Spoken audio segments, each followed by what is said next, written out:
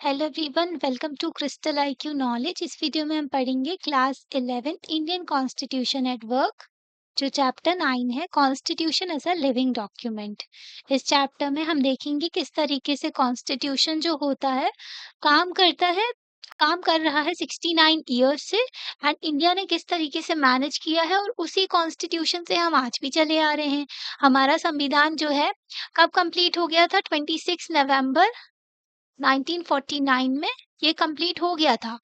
पर जो है इसको इम्प्लीमेंट किया गया हमारे पूरे संविधान को 26 जनवरी, ठीक है, 26 जनवरी 1950 में, ठीक है। तो 1950 में इसको फिर 26 जनवरी को, जिस दिन हम रिपब्लिक डे मनाते हैं, तो 26 नवंबर को 2015 से ministry of social justice and empowerment ने डिक्लेयर कर दिया कि ये जो डे होगा ये कॉन्स्टिट्यूशन डे कहलाएगा। ओके, तो कॉन्स्टिट्यूशन डे मनाते हैं हम 26 नवंबर को, ठीक है। और 26 जनवरी को हमारा संविधान पूरा इम्प्लीमेंट हो गया था। तो इतने सालों से जो हमारा संविधान है वैसा का वैसा ही है, ठीक है। उसमें थोड़े बहुत चेंजेस किए गए, बदलाव लाए गए हैं, इसलिए उसको लिविंग डॉक्यूमेंट भी कहते हैं। पर हमें ऐसी ज़रूरत नहीं पड़ी कि हम अपना पूरा संविधान ही चेंज कर दें, है ना।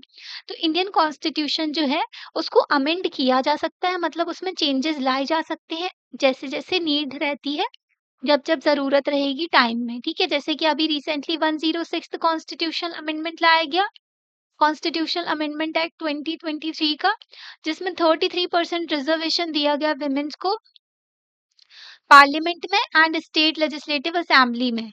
तो विमेन की रिप्रेजेंटेशन को बढ़ाने के लिए इसमें चेंजेस किए गए। ओके, ऐसे ही जीएसटी लाया गया था, 101st कॉन्स्टिट्यूशनल अमेंडमेंट किया गया था 2017 में। 2016 का एक्ट था, इम्प्लीमेंट किया गया था 1 जुलाई 2017 में। तो ये जो है 1 जुलाई को जीएसटी भी मनाते हैं। तो गुड्स एंड सर्विसेज टैक्स, जो इनडायरेक्ट टैक्स होता है, जो इनडायरेक्ट टैक्स होता है ना, हर कोई पे करता है उसे। जैसे आप एक बिस्किट भी खरीदते हैं ना, तो उसमें जीएसटी लगता है। आप कुछ भी, जैसे आपके घर में कोई वॉशिंग मशीन आई, रेफ्रिजरेटर आया, या फिर लैपटॉप भी खरीदते हैं आप, कोई भी सामान होता है ना उसमें जीएसटी लगता है, गुड्स एंड सर्विसेज टैक्स। तो वो लाया गया हमारे देश में, तो संविधान में चेंज किया गया। ऐसे ही कई सारे कॉन्स्टिट्यूशनल अमेंडमेंट किए जाते हैं। ये जो अमेंडमेंट होते हैं, ये होते तो रहे हमारे जो कॉन्स्टिट्यूशन में, कॉन्स्टिट्यूशन फिर भी वैसा ही का वैसा है, और उसके जो बेसिक प्रिंसिपल हैं वो चेंज नहीं हो सकते। जो 1973 में ना केशवानंद भारती केस आया था, केशवानंद भारती वर्सेस जो स्टेट ऑफ केरला का केस था, तो इसको ना, इसमें जो है सुप्रीम कोर्ट ने बेसिक स्ट्रक्चर डॉक्ट्राइन दी थी। मतलब क्या हुआ इसका? बेसिक स्ट्रक्चर को आप चेंज नहीं कर सकते संविधान के, सब कुछ चेंज कर सकते हो आप संविधान का। तो सुप्रीम कोर्ट ने ये बोला, सुप्रीम कोर्ट ऑफ इंडिया ने, कि आप बेसिक स्ट्रक्चर चेंज नहीं कर सकते। बेसिक स्ट्रक्चर क्या है, वो केस टू केस डिफाइन करेंगे सुप्रीम कोर्ट ऑफ इंडिया। तो इसी को जुडिशियल रिव्यू भी कह देते हैं, क्योंकि ना कोई भी एक्ट लाया गया, कोई भी संविधान में चेंज किया गया, तो वो सब का सब ना सुप्रीम कोर्ट देखते हैं, भाई ये अकॉर्डिंग टू कॉन्स्टिट्यूशन है कि नहीं, ऐसा तो नहीं कॉन्स्टिट्यूशनल प्रोविजन का वॉयलेशन किया जा रहा है। तो ऐसा कोई लॉ होता है ना, तो उसको नल एंड वॉइड कर देते हैं, उसको खत्म कर देते हैं सुप्रीम कोर्ट, ठीक है। तो यही बात है कि बेसिक चीजों को चेंज नहीं करा है संविधान में। जो ज़रूरत की चीज़ें हैं वो तो चेंज कर सकते हैं। जुडिशरी का बहुत ही इम्पोर्टेंट रोल आता है, जिसमें हमारे सुप्रीम कोर्ट ऑफ इंडिया बहुत ही इम्पोर्टेंट रोल प्ले करते हैं, संविधान को प्रोटेक्ट करने में और इंटरप्रिटेट करने में संविधान को। मतलब संविधान में क्या लिखा है ये बताते हैं हमारे सुप्रीम कोर्ट ऑफ इंडिया। जो हमारी जुडिशरी है वो बहुत ही इम्पोर्टेंट रोल प्ले करते हैं। जैसे कि आर्टिकल 21 का एग्जाम्पल हमने कई बार दिया। आर्टिकल 21 हमारा फंडामेंटल राइट है, फंडामेंटल राइट टू लाइफ, ठीक है। तो लाइफ जो अच्छी ज़िंदगी डिग्निटी के साथ रहना, ये जो हमारा अधिकार है। तो इसमें right to pollution free environment भी ऐड कर दिया सुप्रीम कोर्ट ने, राइट टू हेल्थ ऐड कर दिया, राइट टू फूड ऐड कर दिया। तो कई सारे राइट्स ऐड कर, राइट टू प्राइवेसी ऐड कर दिया, जो कि बहुत ही इंपॉर्टेंट राइट है। राइट टू प्राइवेसी का जो राइट है ना, ये जो है केएस पुट्टास्वामी केस था 2017 का, तो उसमें जो है ऐड किया गया राइट टू प्राइवेसी, जो कि बहुत ही इंपॉर्टेंट पार्ट है।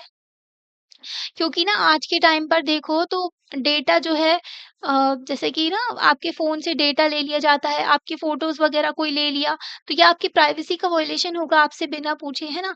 तो वो एक प्राइवेसी का राइट है, आप अपने जो पर्सनल स्पेयर में कुछ भी करते रहो। ओके। तो कॉन्स्टिट्यूशन जो है ऐसा डॉक्यूमेंट है जो कि ना इवॉल्व होता रहा है टाइम टू टाइम, और ज़्यादा जो है इसके प्रोविजंस को जो इंटरप्रिटेट किया, जो कॉन्स्टिट्यूशन के प्रोविजंस को सुप्रीम कोर्ट ने और ज़्यादा इसको जो वाइड बना दी है, इसकी डेफिनेशन भी। जैसे कि फंडामेंटल राइट्स एक्सपेंड ही होते गए हैं बहुत ज़्यादा। तो इवॉल्व होता रहा है जो ये हमारा संविधान है, और ना जो चेंज होती है सिचुएशन उसके अकॉर्डिंगली चेंज भी लाया गया हमारे संविधान में। तो क्या कॉन्स्टिट्यूशन स्टैटिक है? मतलब मूव ही नहीं कर रहा, वैसे ही का वैसा है जैसे ना उसको लिखा गया था, क्या वो वैसे ही है? इतना कॉमन नहीं है कि कोई नेशन, कोई कंट्री जो है बार-बार संविधान लिखे, है ना? जो भी चेंजेज़ आ रहे हैं, सर्कमस्टेंसेस हैं, मतलब सिचुएशन चेंज हो रही है, आइडियाज़ चेंज हो रहे हैं सोसाइटी में, पॉलिटिकल जो अपील हो रही है उसकी वजह से भी। तो ना ऐसा नहीं है कि बार-बार आप संविधान जो है उसको बदल दें या फिर दोबारा लिखने बैठ जाएँ, है ना? तो सोवियत यूनियन का एग्ज़ाम्पल लें, तो जो यूएसएसआर ना, अब तो रशिया है, यूएसएसआर जो था एक पूरा देश हुआ करता था बहुत बड़ा, जिसमें कई सारी कंट्रीज़ थी, ठीक है? तो अब उसमें से जो है उसका जो है 1990s में ये टूट गया यूएसएसआर। ये क्या हो गया? हाँ, 1990s में जो है यूएसएसआर जो है इसमें से कई सारी कंट्रीज़ निकली, 13-14 कंट्री, जिसकी सबसे बड़ी कंट्री थी इसमें से रशिया। तो जो पहले जो यूएसएसआर था ना, इसमें 4 कॉन्स्टिट्यूशन ये लोग लिखे थे। तो जो 74 इयर्स में इनने 4 बार संविधान लिख लिया। 1918 में, 1924, 1936 और 1977। पर अगर आप हमारे देश में देखो तो हमारे यहाँ तो भई एक ही बार संविधान लिखा गया है, और वही संविधान इतने सालों से हमारे यहाँ चल रहा है, ठीक है? 1991 में जो है कम्युनिस्ट पार्टी जो थी सोवियत यूनियन की, वो खत्म हो गई, और जो सोवियत फेडरेशन था ना वो टूट गया। सोवियत फेडरेशन में से कई सारे देश निकल के आए। इसके बाद में पॉलिटिकल अपील देखने को मिली, और जो नया-नया रशिया बना था ना, जो रशिया फेडरेशन, उन्होंने नया संविधान लिखा 1993 में। बट अगर हम अपने इंडिया को देखें ना, तो इंडिया में तो संविधान जो है हमारा कब अडॉप्ट किया, आधा अडॉप्ट किया था, पूरी तरीके से अडॉप्ट जो किया ना, इम्प्लीमेंट किया गया 26 जनवरी को किया गया था, 1950 में, और 26 नवंबर को कंप्लीट हो गया था हमारा, जिसको कॉन्स्टिट्यूशन डे भी मनाते हैं, आपको बताया ना, ये तो रिपब्लिक डे है हमारा, है ना? तो 69 इयर्स से ज़्यादा हो चुके हैं हमारे संविधान को, और सेम कॉन्स्टिट्यूशन अभी भी चल रहा है। वो ढंग से हमारे देश को आगे लेकर के चल रहे हैं, उस संविधान के हिसाब से चल रहे हैं हम, है ना? जिसके हिसाब से हमारी गवर्नमेंट जो है वो काम-काज करती है कंट्री में। तो इतना अच्छा संविधान है हमारा कि उसको इतना ज़्यादा जो है मतलब बार-बार लिखने की ज़रूरत नहीं पड़ी। उसको ख़त्म नहीं किया गया, वो आज तक वैसा का वैसा ही है। तो क्या हमारा कॉन्स्टिट्यूशन इतना अच्छा है कि उसमें कोई चेंज की ज़रूरत है ही नहीं? हाँ, ऐसा है क्या? तो अगर हम देखें, हमारे जो कॉन्स्टिट्यूशन मेकर्स थे बहुत दूरदृष्टि वाले थे वो, और बहुत ही समझदार लोग थे। वो जानते थे कि फ्यूचर में चेंजेस आएँगे, है ना? फ्यूचर में कई सारे बदलाव हो सकते हैं, जैसे अब देख लो आर्टिफ़िशियल इंटेलिजेंस आ गया। किसी ने सोचा था इतना ज़्यादा डिजिटल पेमेंट हो जाएगा, है ना? क्रिप्टो करेंसी आ गई। भाई क्रिप्टो करेंसी तो किसी के जो कि कोई इसको रेगुलेट कर ही नहीं सकता, खुद से काम करती है ना? तो इन सब ऐसी-ऐसी चेंजेज़ आ रहे हैं हमारे, जो हमारे मतलब कि वर्ल्ड में भी। ओके, तो ओके, कोई किसी को नहीं पता होगा, तो वो ना जानते थे कि फ्यूचर में कई सारे बदलाव हो सकते हैं। तो उन्होंने इतना स्कोप छोड़ा कि हम अपने संविधान में चेंजेस कर सकते हैं। तो अगर देखें तो इसका ना आंसर जो मिलता है हमें, ये जो बहुत ही ज़्यादा सही है कि जो ना हमारा संविधान जो है बहुत ही ज़्यादा अच्छा है, स्ट्रॉन्ग है हमारा संविधान, है ना? तो बेसिक फ्रेमवर्क जो है हमारे संविधान का, वो सूट करता है हमारे देश को, है ना? हमारे देश की हर एक चीज़ को ध्यान में रखते हुए जो डिफरेंट सेक्शंस हैं हमारे सोसाइटी में, ठीक है? इतने जो मतलब डिफरेंट डाइवर्सिटी है हमारे देश की, ये सब कुछ देखने के बाद में हमारे संविधान बनाने वाले जो थे, उन्होंने इतना अच्छा संविधान बनाया, ठीक है? अपने देश के अकॉर्डिंगली। तो ये भी सही है कि जो कॉन्स्टिट्यूशन मेकर्स थे ना, वो बहुत ही ज़्यादा दूरदृष्टि वाले थे, और ना उन्होंने ऐसी सिचुएशन सॉल्यूशन भी प्रोवाइड किए फ्यूचर सिचुएशन के। मतलब कि उन्होंने पहले ही देख लिया था भाई, कई सारे चेंजेस, मतलब कई सारी ऐसी कंडीशंस हो सकती हैं कि फ्यूचर में, है ना? तो उन्होंने ये सोच के ना, तो उसी तरीके से हमारे संविधान को लेकर के चले वो। बट कोई भी कॉन्स्टिट्यूशन ने ऐसा नहीं है कि जो सारे की सारी जो जो भी होने वाला है वो पहले से ही डिसाइड कर ले, है ना? और उसी तरीके से सब लिख, मतलब कि जो भी फ्यूचर में इवेंट्स होने वाले हैं उन सब चीज़ों के बारे में पता हो, ऐसा तो नहीं हो सकता। कोई भी डॉक्यूमेंट ऐसा नहीं है कि मतलब उसमें कोई भी चेंजेस ना करें, है ना? तो किस तरीके से जो सेम कॉन्स्टिट्यूशन जैसा कॉन्स्टिट्यूशन हमारा पहले था, वही हमारी कंटिन्यू चला आ रहा है, हमारे देश को सर्व कर रहा है। तो इसका आंसर है ऐसे जो वन ऑफ द आंसर, इसका एक आंसर ये भी है ऐसे क्वेश्चन का कि कॉन्स्टिट्यूशन एक्सेप्ट करे necessity of modification according to changes needed in society.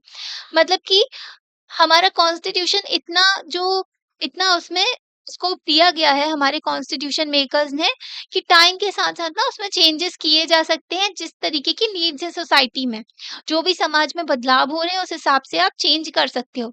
Second चीज़ होती है कि जो actual working of the constitution कि ना इतना फ्लेक्सिबल तो रखो उसका इंटरप्रिटेशन। जैसे कि देखो ना अभी सुप्रीम कोर्ट ने कितने सारा एक्सपेंड कर दिया फंडामेंटल राइट को, आर्टिकल 21 राइट टू लाइफ में कितनी सारी चीजें इंक्लूडेड कर दी है ना, इंक्लूड कर दी। तो ऐसा होता है, फ्लेक्सिबिलिटी होती है इंटरप्रिटेशन की। और जो both political practice and judicial rulings की वजह से ही, मेच्योरिटी एंड फ्लेक्सिबिलिटी की वजह से ही इम्प्लीमेंट होता है संविधान अच्छे से।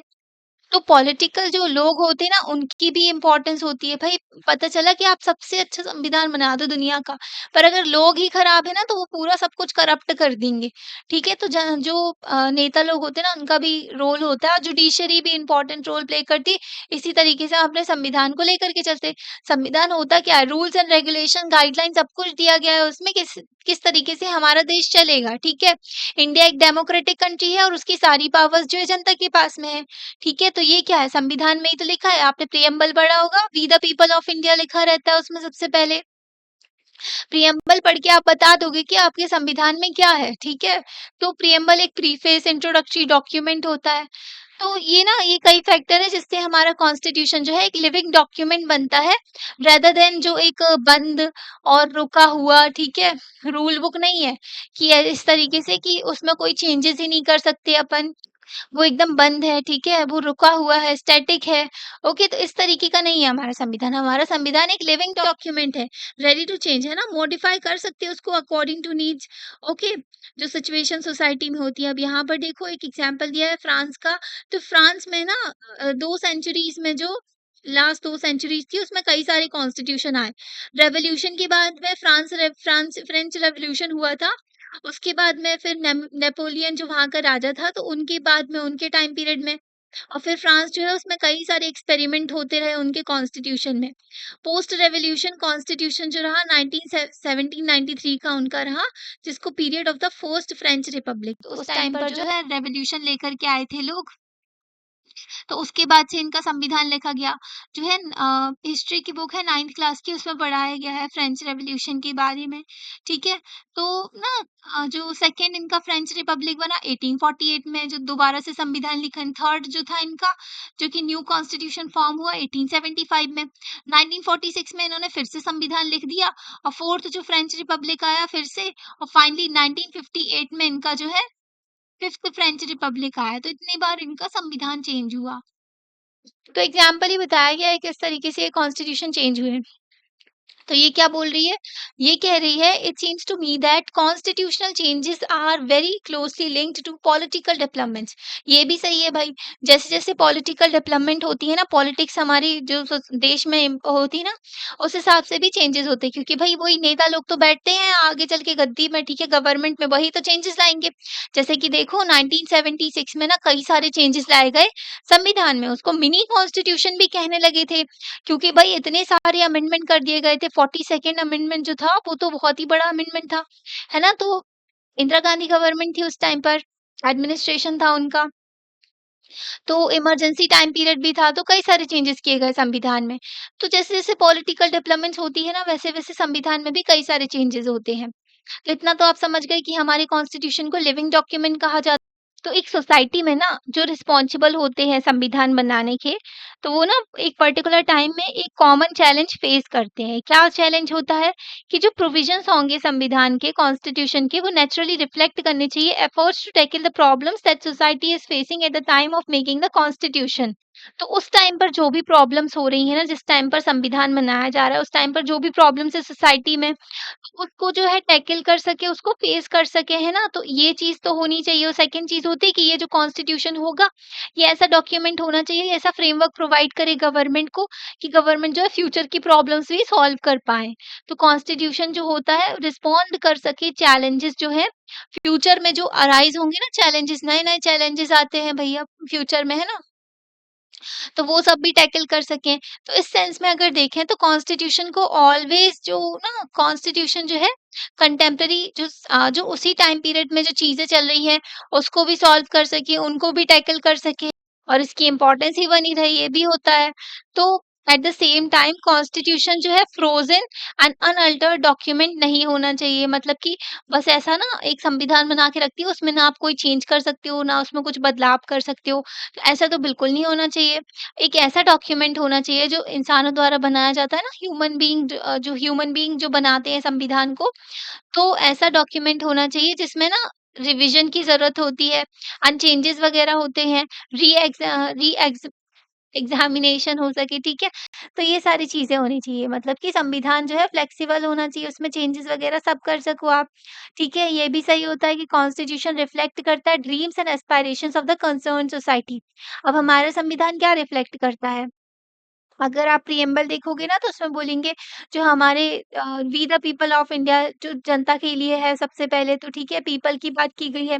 उसमें जो है जस्टिस की बात की गई है और जो इक्वालिटी की बात की गई है, इक्वालिटी ऑफ अपॉर्च्युनिटी की बात की गई है। तो आपको पता चल जाएगा कि सोसाइटी क्या चाहती है, ड्रीम्स जो उनके सपने हैं, एस्पायरेशंस है सोसाइटी के, तो वो सब आपको रिफ्लेक्ट हो जाएँगे संविधान में। ओके? और ये भी दिमाग में होना चाहिए कि कॉन्स्टिट्यूशन ना एक फ्रेमवर्क है for the democratic governance of the society.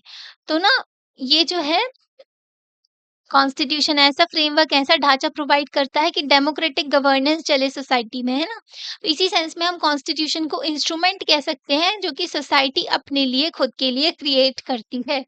ठीक है? तो ये जो डुअल रोल होता है संविधान का, इससे ना एक डिफिकल्ट क्वेश्चन अराइज़ होता है कि status of the constitution it is so sacred, क्या इतना ज़्यादा ये पवित्र है कि कोई इसको कभी भी चेंज नहीं कर सकता? और ना क्या ये इतना ऑर्डिनरी है, इंस्ट्रूमेंट है कि इसको ना जैसे दूसरे कानून बनाए जाते हैं, हटाए जाते हैं, उसी तरीके से आप दूसरे कानून के तरीके से ही इसको चेंज कर सकते हो?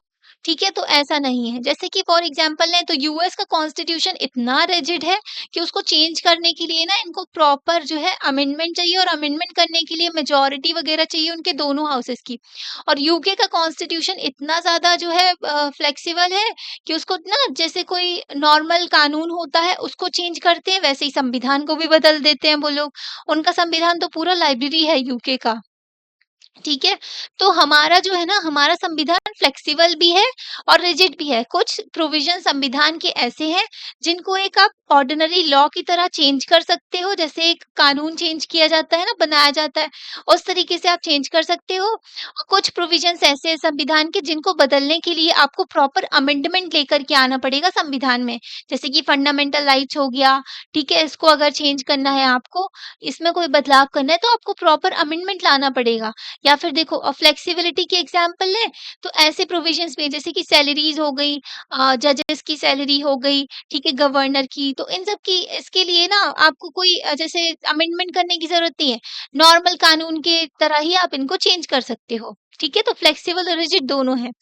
तो मेकर्स जो थे, हमारे संविधान बनाने वाले थे, वो अवेयर थे इस प्रॉब्लम के बारे में और उन्होंने एक बैलेंस बना करके रखा। क्या बैलेंस बनाया उन्होंने कि कॉन्स्टिट्यूशन जो है अबव ऑर्डिनरी लॉ है, जो ऑर्डिनरी कानून है ना उससे ऊपर है, और उन्होंने एक्सपेक्ट किया कि जो फ्यूचर जनरेशन है रिस्पेक्ट करेंगे इस डॉक्यूमेंट की। ठीक है, कॉन्स्टिट्यूशन को रिस्पेक्ट करना, कॉन्स्टिट्यूशन की जो चीजें हैं उनको फॉलो करना, ये भी हमारी फंडामेंटल ड्यूटी है। तो एट द सेम टाइम उन्होंने रिकॉग्नाइज किया कि फ्यूचर में कि ना ये जो डॉक्यूमेंट है इसको मॉडिफिकेशन की भी ज़रूरत है। तो ना जब संविधान लिखा जा रहा था, तो वो अवेयर थे कि कई सारे मैटर्स जो होंगे जिसमें डिफरेंस ऑफ ओपिनियन हो सकता है ना? मतलब कि कई सारी चीज़ें ऐसी होती हैं कि अलग-अलग लोगों की अलग-अलग राय होती है। जब सोसाइटी ना इसके बारे में देखेंगी, तो इनके कई सारे ओपिनियन हो सकते हैं और वो सोचेंगे कि संविधान में अब चेंज करने की ज़रूरत है, ठीक है? तो इंडियन कॉन्स्टिट्यूशन ना कॉम्बिनेशन है दोनों का, दोनों अप्रोचेस का, जो कि अभी हमने पढ़ी, फ्लेक्सिबल भी है और रिजिड भी है। हमारा संविधान जो है इतना सेक्रेड डॉक्यूमेंट भी है और ये जो इंस्ट्रूमेंट भी है जिसको चेंजेस की भी ज़रूरत होती है टाइम टू टाइम, ठीक है? एक मतलब कॉन्स्टिट्यूशन जो है बहुत ही इम्पोर्टेंट डॉक्यूमेंट है, इसकी रिस्पेक्ट करना, इसको फॉलो करना कंपल्सरी है। पर कॉन्स्टिट्यूशन में आप चेंजेस भी कर सकते हो। हमारा संविधान स्टैटिक नहीं है, ठीक है? कि उसमें कोई चेंजेस ही नहीं कर सकते। ना ही ये फाइनल वर्ड है कि मतलब बस आखिरी है ये तो इसके अलावा इसमें जो है कुछ भी आप चेंज नहीं कर सकते। इसको चेंज ही नहीं बेसिक चीज़ पता क्या है इस चैप्टर में कि कॉन्स्टिट्यूशन एक लिविंग डॉक्यूमेंट है। इसमें जो है आप मॉडिफाई कर सकते हो, चेंजेस भी कर सकते हो। हमारा संविधान फ्लेक्सिबल भी है और रिजिड भी है। मतलब कुछ प्रोविज़न्स जो है उसको चेंज करने के लिए संविधान में संशोधन करना पड़ेगा, टफ तरीके से चेंज होते हैं। कुछ जो है बहुत ईज़िली जो ऑर्डिनरी लॉ की तरह चेंज हो सकते हैं, ठीक है? तो आर्टिकल 368 बहुत ही इम्पोर्टेंट है, संविधान में जो चेंजेस की बात करते हैं, अमेंडमेंट करने की। कॉन्स्टिट्यूशन में अमेंड कैसे करेंगे? कॉन्स्टिट्यूशन को आर्टिकल 368 के तहत पार्लियामेंट जो है एक्सरसाइज़ करते हैं अपने कॉन्स्टिट्यूएंट पावर को, जिससे वो अमेंड कर सकते हैं अ, ठीक है? और चेंज कर सकते हैं संविधान में जो प्रोविज़न्स दिए गए हैं कॉन्स्टिट्यूशन के प्रोसीजर जो भी उसमें दिया गया है आर्टिकल में। तो ना इसमें भी प्रोसीजर है किस तरीके से आप चेंज कर सकते हो संविधान को। फॉर एग्ज़ाम्पल सिंपल मेजॉरिटी होती है, पढ़ाया था हमने आपको, ठीक है? सिंपल मेजॉरिटी, स्पेशल मेजॉरिटी होती है, ठीक है? स्पेशल मेजॉरिटी के साथ में प्लस 50% जो स्टेट्स हैं उनसे कंसेंट लेना पड़ता है, उनका अप्रूवल लेना पड़ता है, ठीक है? तो कई तरीके के जो चेंजेस कर सकते हो, कई तरीके के अमेंडमेंट किए जाते हैं। ओके, तो हमारे मेकर्स थे, हमारे संविधान बनाने वाले, वो बैलेंस बना कर के चले, संविधान जो था उसको अमेंडमेंट की भी ज़रूरत होती है, उसको प्रोटेक्ट करके भी रखना है from unnecessary and frequent changes. अगर आप संविधान को इतना ज़्यादा फ्लेक्सिबल कर दोगे कि तो पता चला कि छोटी-छोटी चीज़ें भी फटाफट बदलने लगे हमारे जो नेता लोग हैं और वो जो नेता है फिर क्या करेंगे?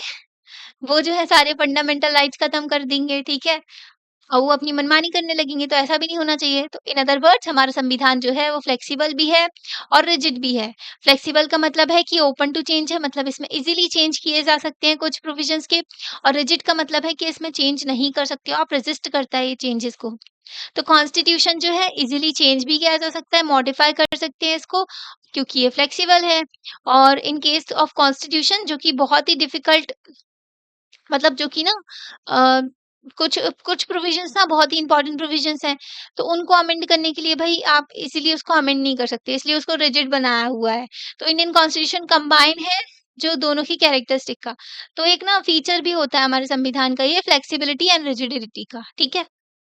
तो हमारे संविधान बनाने वाले जो थे अवेयर थे इस फैक्ट से कि कई सारे फॉल्ट भी हो सकते हैं, मिस्टेक्स भी हो सकती हैं संविधान में। है ना? हो सकता है पता चला फ्यूचर जनरेशन जो है उन्होंने कुछ नया जो मिस्टेक फाइंड कर ली, जो हमारा संविधान है उसमें। तो कोई भी डॉक्यूमेंट ऐसा नहीं है कि वो टोटली फ्री फ्रॉम एरर हो, ठीक है? तो हमारे संविधान में भी कुछ ना कुछ मिस्टेक तो हो ही सकती है। तो जब भी जैसे कि ना पहले ना आर्टिकल 19 के तहत और 31 के तहत जो है राइट टू प्रॉपर्टी बना दिया था, वही फंडामेंटल राइट बना दिया राइट टू प्रॉपर्टी। अब बताओ आप ना 1947 में जब हमारा देश आज़ाद हुआ, पार्टीशन हो गया, तो अब डेवलपमेंट की कितनी ज़रूरत थी, गरीबी में थे हम लोग तो, है ना?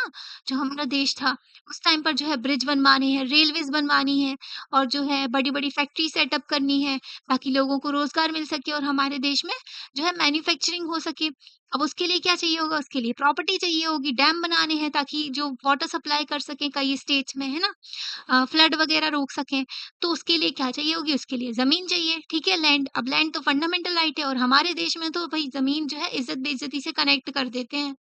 तो पता है 1950 में संविधान जो है इम्प्लीमेंट किया गया, 1951 में ही पहला अमेंडमेंट कर दिया गया था, फर्स्ट कॉन्स्टिट्यूशनल अमेंडमेंट।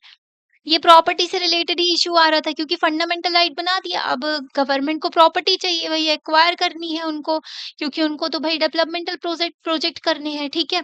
तो लोग जो थे प्रॉपर्टी का राइट लेकर के पहुँच जाते थे, ठीक है? वहाँ पर जो संविधान में, तो ये क्या है, ये प्रॉब्लम ही तो क्रिएट हो गई थी। तो हो सकता है कई सारे एरर्स निकल आए, है ना? इसलिए जो है ना इन मिस्टेक्स को जो है जब ये लाइट पड़े इन मिस्टेक्स में भी तो कॉन्स्टिट्यूशन को इज़िली अमेंड किया जा सके और उसको चेंज किया जा सके और इन मिस्टेक्स को हटाया जा सके। फिर फंडामेंटल राइट से राइट टू प्रॉपर्टी को हटा दिया गया, 44th अमेंडमेंट किया गया। तो ये जो प्रॉपर्टी का राइट था ना, इसके चक्कर में भी कई जजमेंट गए, सुप्रीम कोर्ट में बार-बार केस जाता था, फिर वो कुछ इंटरप्रिटेशन देते थे, कुछ बताते थे। आखिर में जो है 44th अमेंडमेंट किया गया 1978 में और इस प्रॉपर्टी के राइट को जो है लीगल राइट बना दिया, ठीक है? इसको जो है क्या किया लीगल राइट बना दिया, इसको जो है खत्म कर दिया फंडामेंटल राइट से। ओके, तो कई सारे प्रोविजंस है कॉन्स्टिट्यूशन में जिसमें टेम्पररी के नेचर के हैं वो और ना उनको डिसाइड किया जा सकता है, उसको चेंज किया जा सकता है अगर पार्लियामेंट चाहे तो जब पार्लियामेंट इलेक्ट होती है। और उसके साथ ही अगर देखें हम तो कॉन्स्टिट्यूशन जब फ्रेम किया गया था फेडरलिज्म आपको पढ़ाया था ना? सेंट्रल एंड स्टेट गवर्नमेंट के बीच में जो है डिवीजन ऑफ पावर है, ठीक है? तो राइट्स और पावर्स जो होती हैं स्टेट की उनको चेंज नहीं किया जा सकता without the consent of state. अगर आप कोई भी जैसे कि जीएसटी लाया गया था ना, तो जीएसटी में भई स्टेट का जो टैक्स का अधिकार था वो जा रहा था, ठीक है? टैक्स स्ट्रक्चर फेडरलिज्म का इश्यू आ गया था उसमें। तो स्टेट का भी कंसेंट लिया गया था जीएसटी लाने के लिए। है ना? तो कई सारे ऐसे जो प्रोविजंस होते हैं, फॉर एग्ज़ाम्पल स्टेट लिस्ट से आप कोई जो है 7th शेड्यूल हमने आपको पढ़ाया था ना 3 लिस्ट होती है, union list, state list, concurrent list. अगर स्टेट लिस्ट से कुछ सब्जेक्ट्स को आपको ट्रांसफर करना है कॉन्करेंट लिस्ट में ठीक है? उसके लिए भी आपको स्टेट का कंसेंट लेना पड़ेगा क्योंकि उनके स्टेट लिस्ट से आप सब्जेक्ट निकाल रहे हो। तो कुछ ना प्रोविजंस ऐसे होते हैं, कुछ जो स्टेट की पावर्स को इंक्लूड करते हैं, तो स्टेट का कंसेंट होना ज़रूरी होता है। हमने आपको बताया ना जो अमेंडमेंट में एक अमेंडमेंट ऐसा भी होता है स्पेशल मेजॉरिटी प्लस 50% स्टेट्स का कंसेंट चाहिए होता है। कुछ अदर फीचर्स भी हैं जैसे कि सेंट्रल स्पिरिट जो है हमारे संविधान का जो है तो कॉन्स्टिट्यूशन मेकर्स थोड़े एंग्ज़ियस भी थे कि प्रोटेक्ट करना है उसको चेंजेस मतलब कि ऐसा ना हो पता चला कि गवर्नमेंट जो है सब कुछ उठा-पटक कर दे, और पूरा का पूरा संविधान ही बदल दे। जो बेसिक चीज़ है जैसे कि फेडरलिज़्म का जो स्ट्रक्चर हो गया हमारे यहाँ जो स्टेट्स को पावर दी गई है ठीक है? जो पीपल को पावर दी गई है फंडामेंटल राइट्स के तहत तो इसको भी बदल दिया। तो इसलिए ना थोड़ा रिजिड भी बनाया गया संविधान को, ठीक है? ताकि इज़िली सारा का सारा चेंजेस ना कर दें ये लोग। तो डिफरेंट वेज़ हैं अमेंड करने की। आर्टिकल 368 के तहत कई तरीके से अमेंडमेंट किए जाते हैं। तो how to amend the constitution? Constitution को अमेंडमेंट कैसे करते हैं? तो यहाँ पर देखो सिमिलर टू ऑर्डिनरी लॉ जैसे कोई दूसरा कानून होता है ना, उसी तरीके से ये इसको भी चेंज कर सकते हैं सिंपल मेजॉरिटी के थ्रू पार्लियामेंट में, जैसा कि आर्टिकल 368 में है, ठीक है? स्पेशल मेजॉरिटी होती है पार्लियामेंट के दोनों हाउसेस में स्पेशल मेजॉरिटी की ज़रूरत होती है, आर्टिकल 368 में। स्पेशल मेजॉरिटी के साथ में लेजिस्लेचर जो है स्टेट्स के तो 50% स्टेट्स की परमिशन भी चाहिए होती है, कंसेंट समझो, है ना? तो देयर आर मेनी आर्टिकल्स कई सारे आर्टिकल्स हैं संविधान में जो कि लिखते हैं क्या अमेंडमेंट बाय सिंपल मेजॉरिटी ठीक है सिंपल जो लॉ ऑफ द पार्लियामेंट तो जिस तरीके से एक नॉर्मल जो एक ऑर्डिनरी लॉ होता है उस तरीके से आप चेंजेस कर सकते हो कोई स्पेशल प्रोसीजर की जरूरत नहीं होती अमेंडमेंट के लिए और कोई डिफरेंस भी नहीं होता है अमेंडमेंट और ऑर्डिनरी लॉ में। तो ये पहली मेजॉरिटी होती है, ठीक है? जो सिंपली आप जैसे दूसरा कानून बनाते हो वैसे ही इसको भी आप चेंज कर सकते हो। तो ये क्या हुआ ये वेरी फ्लेक्सिबल बनाता है हमारे संविधान को और अगर हम रीड केयरफुली अच्छे से पढ़ा आपने जो आर्टिकल तो उसमें ना दोनों में वर्ड लिखा गया है बाय लॉ मतलब कानून के थ्रू। मतलब कि पार्लियामेंट जो है चेंजेस तभी ला सकती है जब पार्लियामेंट जो है एक प्रोसीजर को फॉलो करे, ठीक है? और जो है और उसको चेंज करे। पर हाँ, उनको ये प्रोसीजर फॉलो नहीं करना है आर्टिकल 368 का, वो कानून के थ्रू चेंज कर सकते हैं। तो यही तो हुआ सिंपली चेंज कर दिया। तो यही हमारे संविधान को फ्लेक्सिबल बनाता है। मैनी अदर दूसरे आर्टिकल भी हैं कॉन्स्टिट्यूशन में जिसमें चेंजेस जो होते हैं पार्लियामेंट सिंपल मैनर में करती है। तो आर्टिकल 2 जो है इसमें क्या बोला गया है? पार्लियामेंट जो है कानून के थ्रू एडमिट कर सकती है यूनियन में और न्यू स्टेट मतलब कि कोई भी नया स्टेट वो ऐड कर सकते हैं जैसे कि दूसरी कंट्री का हो गया है ना तो उसको जो है एक्वायर कर लिया तो उसको एक नया स्टेट बना दिया आपने है ना और जो है कोई नए स्टेट को मतलब कि वही है कि किसी और इस जो यूनियन जो है यूनियन गवर्नमेंट ऐड कर सकती है नए स्टेट को। आर्टिकल 3 जो है इसमें पार्लियामेंट जो है कानून के थ्रू इंक्रीज़ कर सकती है, डिक्रीज़ कर सकती है एरिया स्टेट का। जैसे कि एक बड़ा स्टेट है उसको तोड़ के जो है छोटे स्टेट कर दिया।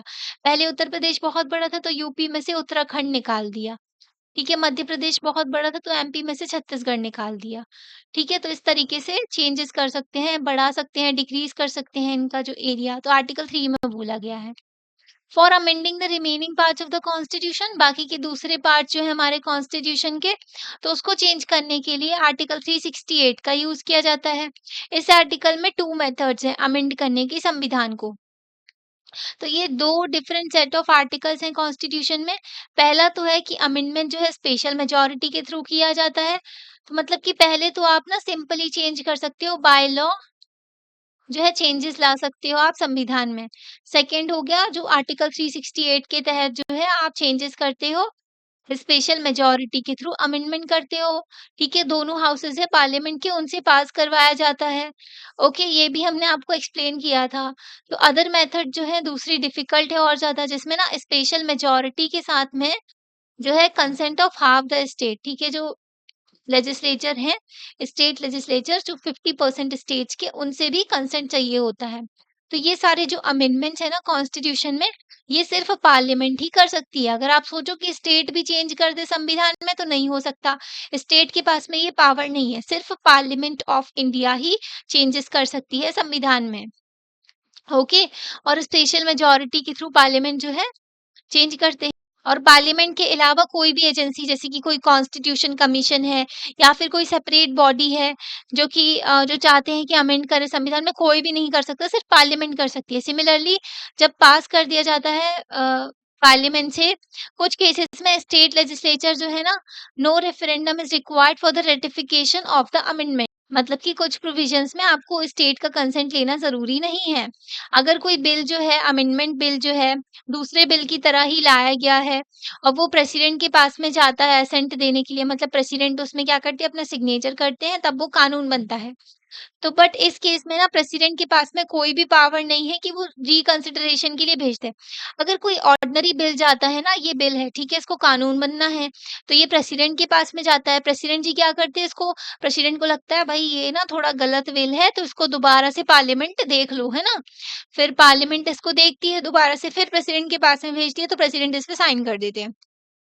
पर कॉन्स्टिट्यूशनल अमेंडमेंट बिल जो है ना, इसको प्रेसिडेंट को कंपल्सरी है कि उनको पास करना ही पड़ेगा, इसमें असेंट देना ही पड़ेगा। वो दोबारा से इसको पार्लियामेंट के पास नहीं भेज सकते, क्योंकि कॉन्स्टिट्यूशनल अमेंडमेंट बिल जो है, उसमें जो है दोनों हाउस के सारे इलेक्टेड रिप्रेजेंटेटिव्स जो होते हैं वो लोग जो है वो लोग पास करके भेजते हैं इसको, तो ये कंपल्सरी होता है, ठीक है? तो इससे हमें पता चलता है कितना रिजिड है हमारा संविधान जो है और कॉम्प्लिकेटेड भी है अमेंडिंग प्रोसेस, ठीक है? हमारा संविधान जो है वो अवॉइड करते हैं इन कॉम्प्लिकेशंस को और जो ना अमेंडमेंट प्रोसीजर है ना सिंपल भी बनाते हैं। बट ये भी इम्पोर्टेंट है कि ये जो प्रोसेस है ना ये अंडरलाइन करती है इम्पोर्टेंट प्रिंसिपल को, only elected representative of the people. अब जो है आपको जो आर्टिकल 368 से जानने को मिला, ठीक है? हमारा फ्लेक्सिबल भी है, प्लस रिजिड भी है हमारा संविधान और सिर्फ़ पार्लियामेंट ही चेंज कर सकती है संविधान में। तो इससे क्या जानने को मिलता है कि हमारे द्वारा चुने गए जो इलेक्टेड रिप्रेजेंटेटिव हैं जनता के द्वारा, तो वही एम्पावर है कि उन्हीं क वो ही जो है फाइनल डिसीज़न लेते हैं, अगर संविधान में कुछ भी चेंज करना है। तो इससे क्या देखने को मिलता है sovereignty of elected representative, parliamentary sovereignty देखने को मिलती है कि पार्लियामेंट जो है संविधान में चेंजेस कर सकती है। ठीक है? अमेंडमेंट प्रोसीजर जो करते हैं ये लोग। अब यहाँ पर देखो टाइप्स बताए गए हैं, स्पेशल मेजॉरिटी है सबसे पहले, तो इलेक्शन वाले जो चैप्टर था उसमें हमने आप इलेक्शन एग्जीक्यूटिव एंड जुडिशरी वाला चैप्टर, तो इसमें ना हमने देखा था स्पेशल मेजॉरिटी के बारे में कि चीफ इलेक्शन कमीशन हो या फिर सुप्रीम कोर्ट के जजेस हो या फिर हाई कोर्ट के जजेस हो, चीफ जस्टिस ऑफ इंडिया हो, ठीक है? तो इन सबको हटाने के लिए क्या है स्पेशल मेजॉरिटी के थ्रू इनको हटाया जाता है। तो हम इसको फिर से देखते हैं, ऑर्डिनरी अगर देखें तो जितने भी बिज़नेसेस होते हैं लेजिस्लेचर के उसमें एक मोशन लाया जाता है, रेज़ोल्यूशन भी कह सकते हो आप उसको या फिर बिल भी कह सकते हो। उसको सपोर्ट चाहिए होता है simple majority of the members voting eight the time and आप मान लो कि वोटिंग के टाइम पर जो है विल में 247 मेंबर्स हैं ठीक है, प्रेज़ेंट है हाउस में मतलब कि 247 मेंबर्स प्रेज़ेंट है हाउस में, ओके। एंड सारे के सारे वोटिंग में पार्ट कर रहे हैं, मतलब कि सारे के सारे जो लोग हैं वोटिंग में पार्टिसिपेट कर रहे हैं। 2/3 मेंबर प्रेज़ेंट इन वोटिंग होना चाहिए। ये जो है ऑर्डिनरी बिल के बारे में बता रहे हैं, तो इसमें ना 247 मेंबर जो है प्रेज़ेंट हैं और वोट भी कर रहे हैं ये लोग। तो इसमें से 247 के जो हाफ अगर देखें तो 124 जो है इतने लोग चाहिए। अगर ये लोग जो हैं एटलीस्ट ये लोग वोट कर देते हैं फ़ेवर में, वो जो है पास हो जाएगा बिल। इसके हाफ से एक ज़्यादा। तो ये क्या कहलाया, सिंपल जो कानून होता है उसके थ्रू। पर ये कॉन्स्टिट्यूशन अमेंडमेंट बिल में नहीं चलता है। अमेंडमेंट में ना अमेंड करने के लिए कॉन्स्टिट्यूशन में 2 डिफरेंट काइंड मेजॉरिटीज़ होती हैं, मतलब 2 तरीके की मेजॉरिटी होती है। पहले तो होती है दोस्त जो वोटिंग के फ़ेवर में हैं, जो अमेंडमेंट बिल के, है ना? उसमें ना at least half of the total strength of the house होना चाहिए। मतलब कि जो अमेंडमेंट किया जाता है ना, तो स्पेशल मेजॉरिटी में पहली चीज़ तो फॉर एग्ज़ाम्पल राज्यसभा में जो है 245 मेंबर्स हैं, तो 245 में से 123 मेंबर्स तो प्रेज़ेंट होने चाहिए। और जो 123 मेंबर्स जो 50% है ना, 50% प्लस 1, ठीक है? प्लस 1 हो गया तो मतलब कि 50% लोग इसके और 1 ज़्यादा होना चाहिए, ठीक है? तो ये half of the total strength of the house, total strength का जो है हाफ हो गए, ठीक है? अब सेकंड जो होता है इसमें 2/3 जो मेंबर हो प्रेज़ेंट हो और वोट करें, ठीक है? फ़ेवर में, ओके? तो ये भी कंपल्सरी होता है, थोड़ा कॉम्प्लिकेटेड है ना? तो पर ये भी होता है, ओके? तो इस तरीके से वोटिंग होती है, जब दोनों हाउसेस से पास हो जाता है पार्लियामेंट से अमेंडमेंट बिल, तभी जाकर के ये जो है अ, ये जो है क्या बन पाता है, जो एक्ट होता है कॉन्स्टिट्यूशनल अमेंडमेंट एक्ट, तभी इसको चेंजेस माने जाते हैं। अगर जो है ये जो है डेडलॉक बन गया, अगर एक हाउस जो है पास कर दिया, दूसरा हाउस पास नहीं कर रहा है, तो वो उसमें जॉइंट सिटिंग नहीं ला जाती है। अगर ऑर्डिनरी जो कानून होता है ना, जो एक नॉर्मल लॉ है, उसको पास कराने के लिए भेजा। राज्यसभा ने पास कर दिया, लोकसभा नहीं कर रही है उसको पास, तो इसके लिए जॉइंट सेशन लाया जाता है, दोनों को साथ में बिठाया जाता है। जॉइंट सिटिंग आर्टिकल 108 के तहत आती है, फिर उस बिल को पास किया जाता है। पर कॉन्स्टिट्यूशनल अमेंडमेंट बिल में कोई भी जॉइंट सिटिंग नहीं लाई जाती है, ठीक है? जॉइंट सेशन नहीं होता है। तो कोई भी अमेंडमेंट बिल है, उसमें स्पेशल मेजॉरिटी की ज़रूरत होती है। अगर लोकसभा में 545 मेंबर्स हैं, ठीक है? और कोई अमेंडमेंट करना है तो सपोर्ट चाहिए मिनिमम 273 मेंबर्स का। लोकसभा हो गई, ठीक है? लोकसभा में 545 मेंबर्स हैं। तो फर्स्ट कंडीशन तो हो गई 273 मेंबर्स होने चाहिए। ओके, 50% प्लस 1 की ये हो गई। अब इसमें ना अगर 300 मेंबर्स जो हैं प्रेज़ेंट हैं, 300 मेंबर्स जो हैं आए हुए हैं उस दिन लोकसभा में, ओके, वोटिंग के टाइम पर, और जो है इसमें ना 273 मेंबर्स का सपोर्ट चाहिए इनमें से 273 मेंबर्स का सपोर्ट चाहिए। बट इमेजिन करो 400 मेंबर्स हैं लोकसभा में, वोट कर दिए अमेंडमेंट बिल का, ठीक है? 400 मेंबर्स अगर वोट कर दें तो कितने मेंबर्स जो होंगे सपोर्ट करेंगे बिल को? How many members should support the bill to get bill passed? पता है, स्पेशल मेजॉरिटी में ना 2 कंडीशन होती है। पहली कंडीशन होती है कि जो हाफ मेंबर 50% मेंबर प्लस 1, मतलब कि 545 का अगर हाफ करोगे ना तो 272 निकलेगा। अब इसमें प्लस 1 कर दो 273, इतने मेंबर्स होने चाहिए। इसके साथ में जो भी प्रेज़ेंट है, फॉर एग्ज़ाम्पल अगर 400 मेंबर प्रेज़ेंट है ना, तो 400 के 2/3 मेंबर का सपोर्ट भी चाहिए। तो ये सीन चलता है।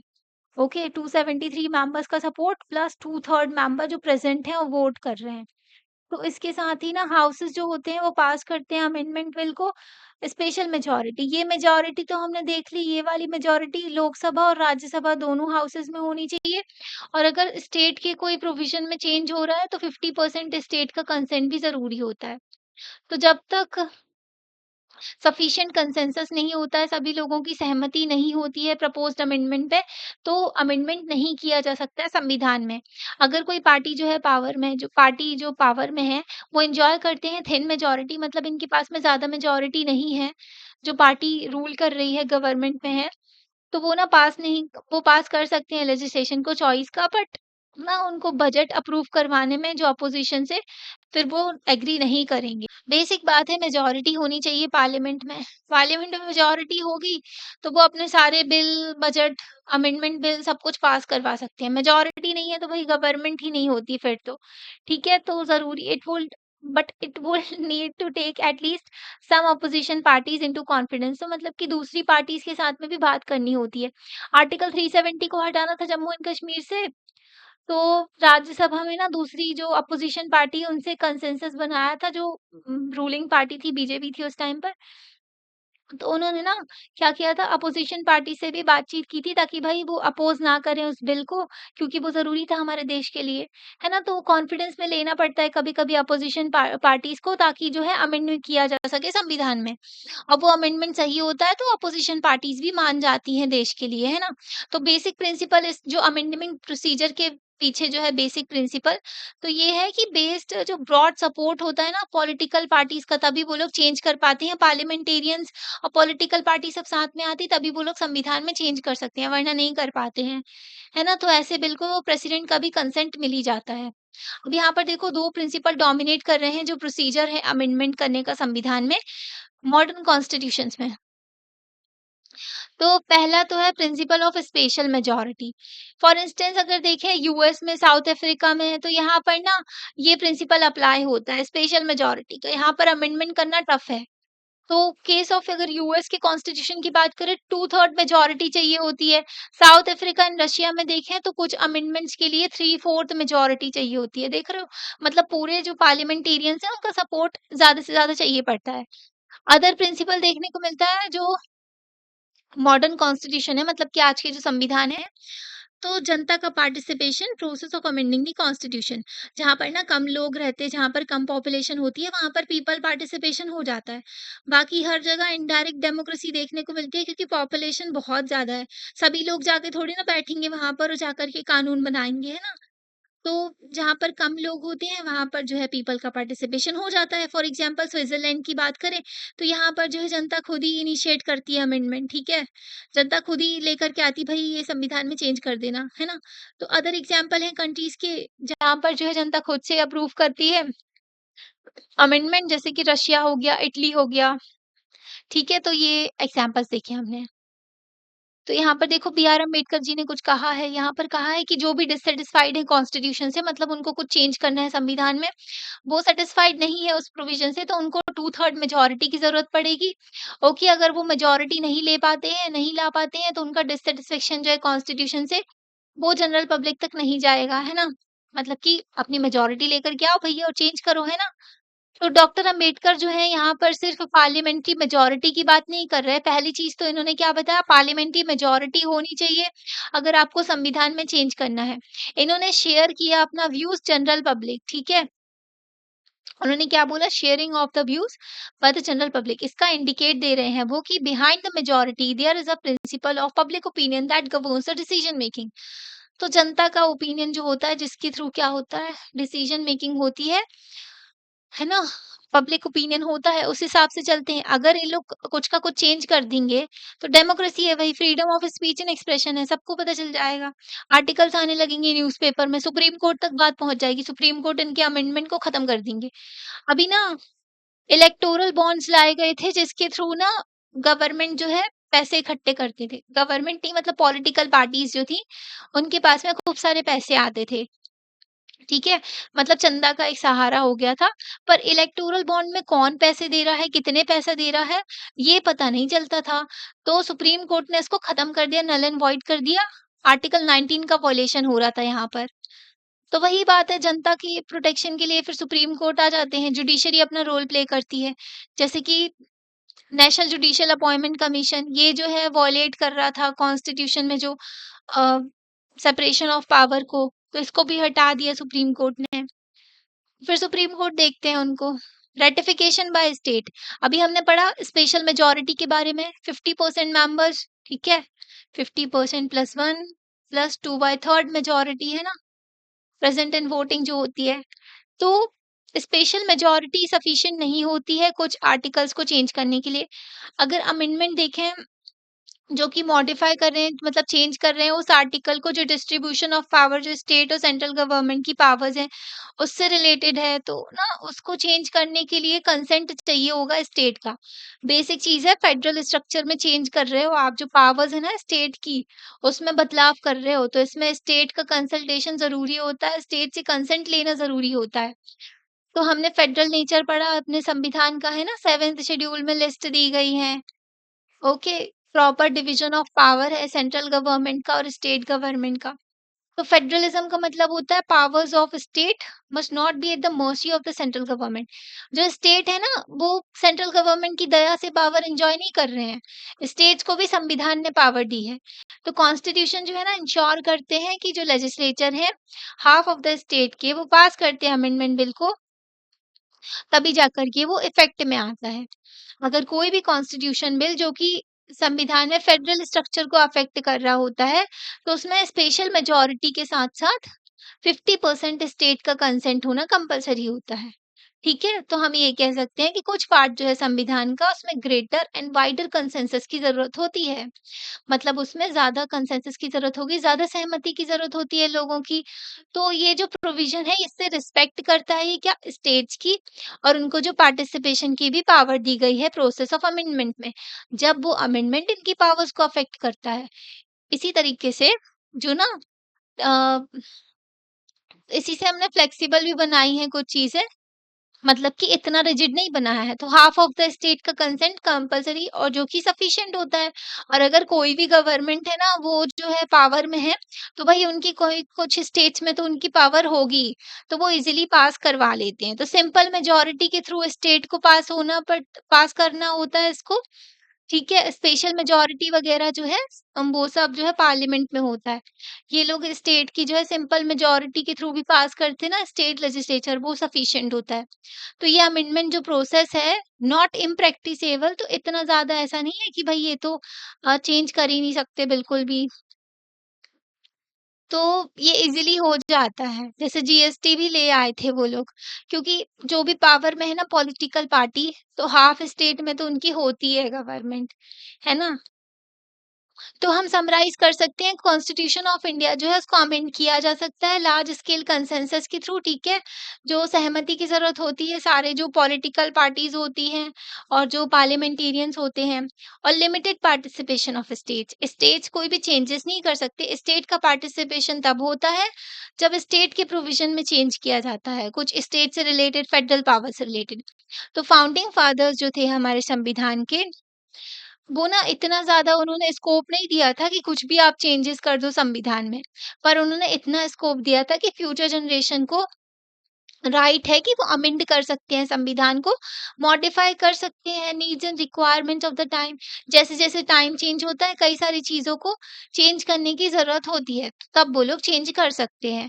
तो इतना स्कोप भी दिया है, इसलिए हमारे संविधान को लिविंग डॉक्यूमेंट भी कहते हैं, फ्लेक्सिबल भी कहते हैं और रिजिड भी कहते हैं। ओके, ये हो गया।